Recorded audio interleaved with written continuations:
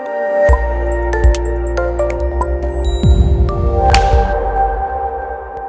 did you all decide to collaborate on a book? How easy or how difficult is it for two people with an independent thought process to come to a marriage of words and come to a storyline that just resonates so beautifully?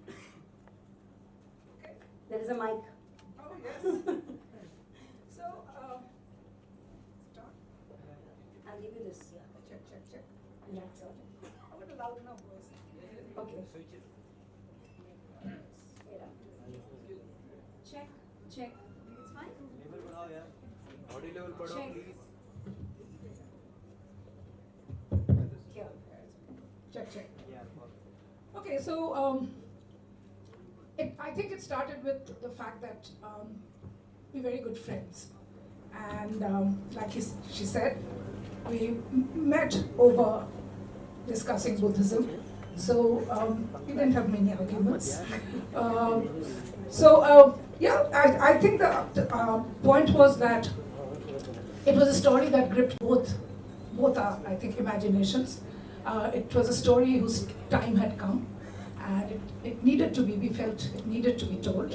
And when we did, research, lots and lots of research, because you don't want to make silly mistakes on a subject like this. When we did all the research and we found that there was this little gap in history. Why did the INA lose? Why did Subhash Chandra Bose? Why was that battle lost? And nobody really, there were no historical accounts of actually why they lost. And that seemed like a wonderful place to kind of bring in this very, very human story. And it's really, I think it's got a larger scope. It's not just about that battle. It's about war. It's about what happens to human beings, what happens to individual human beings during war. It's about what, in a very kind of large sense, the small little crossroads we all face, and then we take the wrong turn. And so there was a lot of, he was flying, I was working. Whenever we were in town together, we would sit, we would talk, we would write separately, come together, discuss, tear it apart, go back. And so it kind of flowed on. And then when everything kind of came together, the actual sitting down and the kind of hard work of writing, that took about almost 2 years. Wow. And then it was done, and then there was Ajay. What was it about that particular era, which is why you got into? So for me, Netaji is a personal hero. We all grew up on that lore, on the history, and all the mysteries surrounding his life and his, Not being there.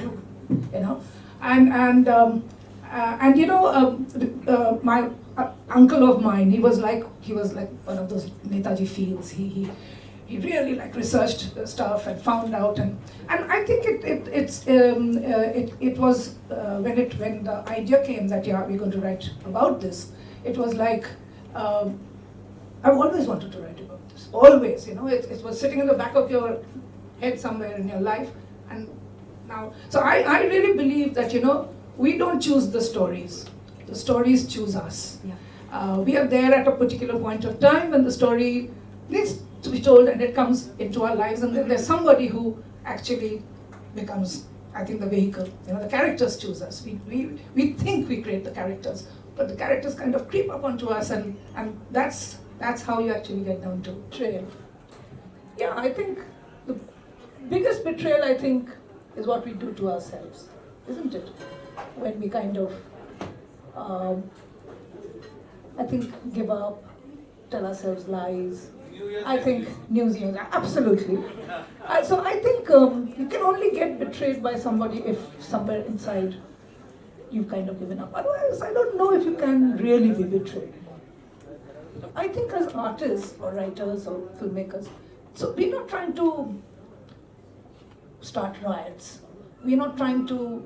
So what can we do? We we tell stories. And just yesterday we were talking that actually human civilization started with telling stories. When we started to tell stories, we moved from being one kind of species to another. Stories are the biggest currency that human beings have. And that's what we deal in. So when we start telling stories, maybe, cleverly, surreptitiously, but when we start introducing ideas, when we start introducing other points of view, that's the kind of thing that I think artists can do. We can't go out there and start riots. Stories are told to children by their parents right from birth. I don't know how much it has helped. We are not getting any better. You know what I mean? I mean, if telling stories, if that would help, I don't know what would help. I mean, we've gone to another level of discussion. But the fact is, I'm not very happy with the way things are. So, it hurts me. Yep. After the INA lost, the British were very triumphant and they said, we're going to teach them a lesson. So they say that, they chose 3 men and Subhash Chandra Bose himself couldn't have chosen better because he chose a Muslim, a Sikh and a Hindu, and he put them up for trial. And the British put them up for trial. And the whole point was that treason against emperor. But the point they made was, we are an independent government, we are a provisional government, and we do not owe allegiance to the crown. They actually fought the case, and those men were actually, sentenced to death. What happened was the country actually rose up. Even the leaders, if they weren't around, the Bombay Mutiny happened, and the kind of domino effect that started to happen. And finally they understood that there is actually no way that we can actually stay on in India. So though they didn't win, the point is that the kind of turning point was the fact that they fought. They didn't just lie down and they didn't just keep on accepting, and they said, okay, it's something, even and what Subhash Chandra Bose keeps on saying, that that idea that we have to sacrifice. Are you willing to do that? So they were willing to do that, and that is what caught, I think, the imagination of the entire country, and everybody from that point onwards, they knew that they could stay on in India. And Sanjay, if you would like to share what you were talking about, that book that you... So it was, in fact, it reads like fiction. I mean, a really good author couldn't have thought of a better plot than this, because in fact, Bose couldn't have asked for anything better to happen with what he was trying.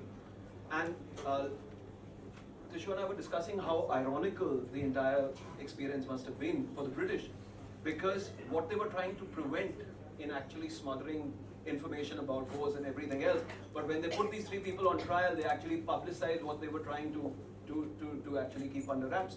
And when that happened, for the life of them, they couldn't have understood, because Bose's main aim was, he knew the INA was too strong, but it was a symbolic force. And he thought that the Indian army, that is the British Indian army, would actually rise in rebellion. They would see their brothers wearing another uniform, and they'd realize that they were mercenaries actually, and they would go over the other side, because that was the true Indian army, in his words.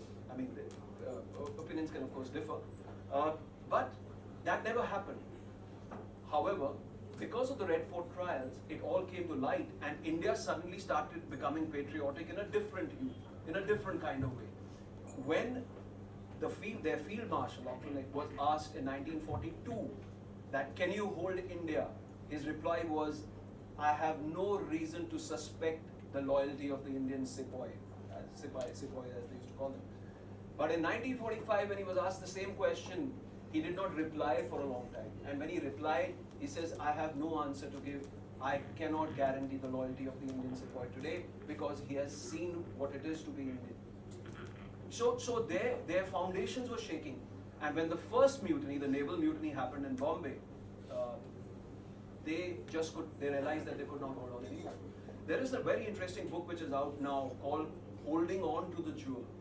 And it's by a British historian who's again There's been records that have now come out in the open and documents and files, secret files and everything. And it's amazing that the British actually never intended to leave India. And strangely enough, they had earmarked a plot 150 acres in size outside Delhi to keep as their embassy. A 150-acre plot which would help India militarily and economically. They wanted to hold on even then because they thought that they could give some form of autonomy, people would be happy and they would never have to leave. So what compelled them to leave ultimately was the fact that they did not have the manpower, the sepoy, the eternal sepoy who guarded every cantonment. They did not have him on their side and they could not hold on to his loyalty.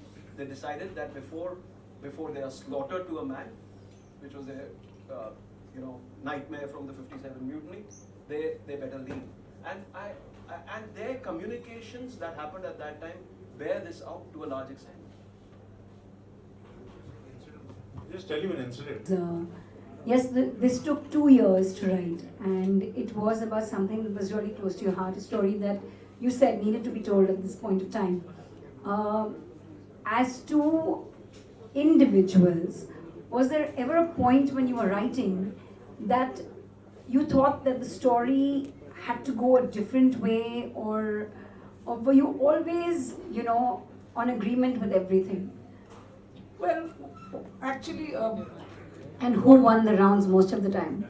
so what we did when we first started writing was we actually wrote out a screenplay. Before the book, there was a screenplay. Because when the idea came up, we had thought that it would make a great film. So it started with a screenplay. So already there was a structure in place. And as we went along, one of the things I think on which we stumbled was we had researched, but we had thought most of the stuff had happened in Burma. And so we had set a large part of the story, the entire middle, in Burma. And we researched Burma, and we the nightclubs, everything. And then we discovered that no, they were actually in Singapore. So everything has, so that took us back a little bit. Arguments, no. I mean, I think if you're not perhaps even seeing the same thing, it's, I think, true of any collaboration that you discuss it, and the person who's making more sense in the context of what you're trying to do at that point of time, and for the story. I think the whole point about collaboration is you give up your egos for the final baby, So what was good for the story, what would work for the story, what needed to be told, how it needed to be structured, what characters to drop, what characters to introduce, the rhythm of the story, where to hold back. So we discussed a lot, and if there were areas of disagreement, we talked it out and then sorted it out. It had to, there were many drafts made. Sanjay worked on certain sections of it, I worked on certain sections of it, and we worked out the drafts, and then, like I said, we had the screenplay in place. But at the end of it, one person has to write, because there is stylistic, language, all that. So one person did it. How much creative license do you take in something like this? So I think the broad strokes of history, what happened, the fact that Netaji went to Tokyo, that he went to Singapore, what happened in Singapore, that they went to Burma, what he said at various points of time, all those broad strokes of history are all there. The people, so maybe there's a character who's a composite of three real characters, or there is a character who's been introduced who we wish was there, who could do something to push the plot along. Definitely one of the liberties we took was with the Rani Jhansi Brigade, which were behind the scenes. They didn't come up to the main battle lines when they went into Kohima, but our love story had to have her there.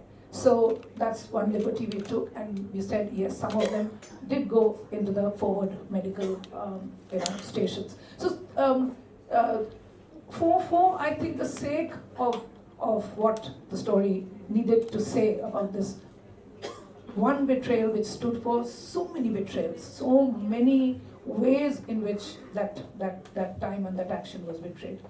So for that, those small little things were taken. Yeah.